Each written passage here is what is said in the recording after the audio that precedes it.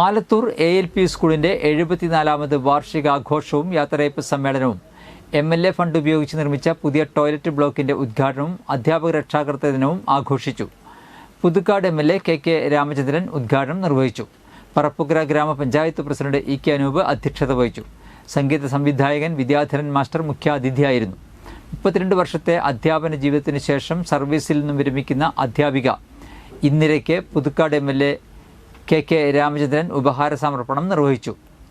CISF assistant കമാൻഡന്റും രാഷ്ട്രപതിയുടെ police medal ജേതാവുമായ MK വേണുഗോപാൽ, സംസ്ഥാന കലോത്സവ വിജയികളായ Nayana Manikandan, Durgadas MS, commando kids trainer Sivadasan Kodiyath എന്നിവരെ ചടങ്ങിൽ അനുമോദിച്ചു.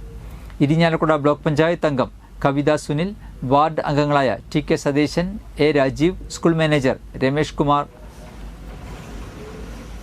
PS Sunil, Sumi Baiju, Shobhi Alathur, Praveen M Kumar, CG Anoop, NS Santhosh Babu, MD Leena, KS Sheela, school leader Adidev AS, school head mistress PM Jinsa, അധ്യാപിക NS രശ്മി എന്നിവർ സംസാരിച്ചു.